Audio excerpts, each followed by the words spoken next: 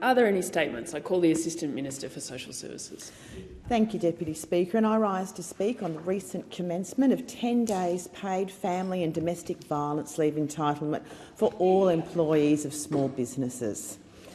Firstly, Deputy Speaker, it is absolutely imperative that we collectively acknowledge and confront the harrowing reality of violence directed towards women and children, and all of us use this time to denounce this violence in its entirety. In fact, the tragic toll this year has witnessed an alarming and heartbreaking number of lives cut short due to family and domestic violence. These losses of life encompass women of all ages, a multitude of cultural backgrounds, different employment situations, different educational levels, and different income ranges. These women resided in our neighbourhoods, leading lives that were uniquely their own. Tragically, their lives were cut short by the hands of their current or former intimate partners. Now, Deputy Speaker, we all know these horrific statistics. 1 in 4 women have experienced intimate partner violence since the age of 15. 1 in 4 women have experienced emotional abuse by a current or former partner since the age of 15. 1 in 5 women have experienced sexual violence since the age of 15. 1 in 6 women and 1 in 9 men have experienced physical or sexual abuse before the age of 15.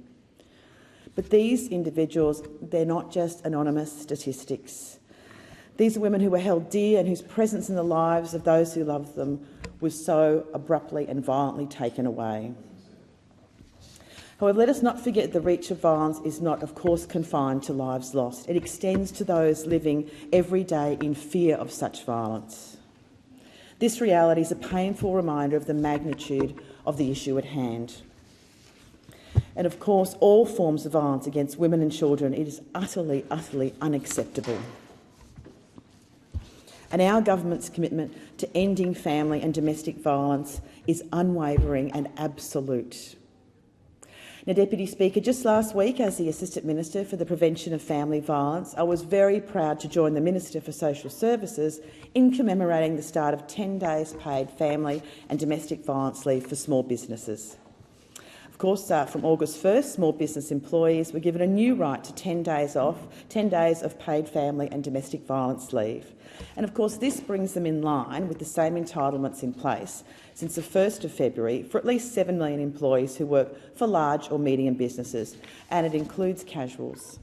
And small businesses had an extra 6 months to adjust to the change in recognition that they may not have the same human resources capacity as larger businesses to make arrangements to make sure they can administer that leave effectively.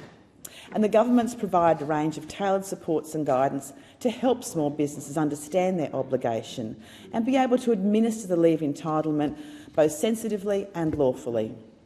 And this includes a newly launched podcast, Small Business Big Impact, hosted by Gretel Colleen, which I know will greatly assist small businesses in recognising and responding to family and domestic violence. Crucially, the 10 days pay leave extended to all categories of employment, whether it be rostered, casual and part-time positions or full-time roles. Now, as a Labor government, we know how crucial this is. We know that all employees must have the right to access this life-saving entitlement, and now they do. Research underscores the vital role that access to a stable income plays in empowering individuals to actually be able to leave violent relationships. Statistics reveal such a stark reality. 1 in 5 women have taken time off due to violence inflicted by a former partner, and 1 in 11 due to violence perpetrated by a current partner. And the paid leave supports individuals to attend court proceedings or seek counselling, engage with law enforcement and navigate the many, many challenges involved in the process of relocating homes or changing their children's schools. This leave represents a tangible layer of support for those vulnerable women and children who are experiencing the trauma and reality of domestic violence. This leave will save lives. And it represents yet another stride towards our goal of ending violence against women and children in one generation, as outlined in the National Plan to End Violence Against Women and Children 2022 to 2032.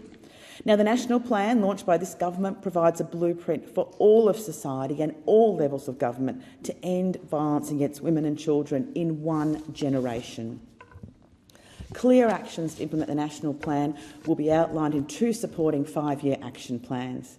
And the action plans will show steps Commonwealth, state and territory governments will take to address the key areas in the national plan. Now, in our 2023-24 budget, the Albanese government was proud to commit an additional $589.3 million to deliver women's safety initiatives under the national plan. And this is on top of our record investment of $1.7 billion in women's safety through the October budget. That's a total of $2.3 billion. We are funding a whole range of different initiatives to help deliver this plan across prevention, intervening early and supporting the delivery of vital frontline services.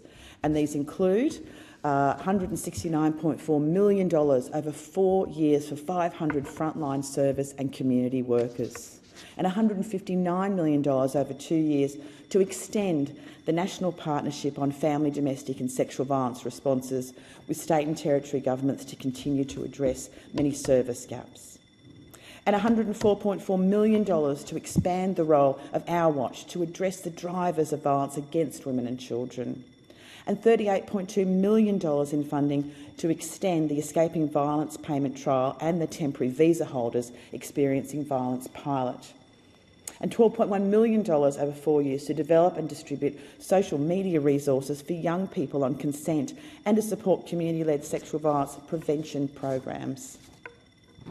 Deputy Speaker, our government is steadfast in our commitment to ending gender-based violence, and we know that it is this coordinated action that will get us there.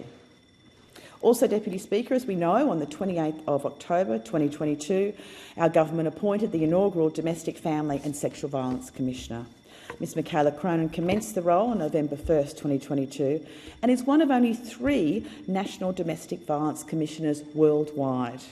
And the Commissioner is absolutely central to the oversight of the national plan. Commissioner Cronin is a really key advocate for victim survivors and works across state and territories to help coordinate key national safety and service frameworks.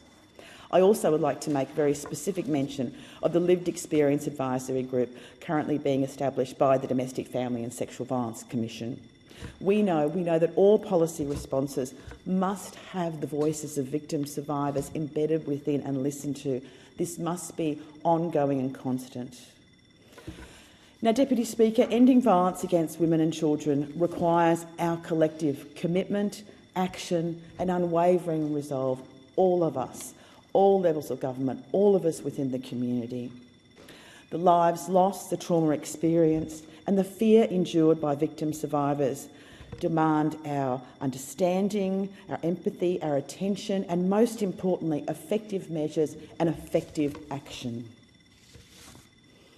And some of the initiatives that I've outlined here today mark steps in that right direction. But we all know our work is far from done. We know that we have to continue to keep working together. We must continue to advocate, implement and evolve our efforts until we can all collectively proudly declare that our society is free from family, domestic and sexual violence. And Deputy Speaker, I know these views are shared throughout the entire chamber and held very, very deeply, that we are all working together towards this goal. And in fact, it is all of us collectively, it's our duty to ensure that every woman and child lives in safety, with dignity and without fear.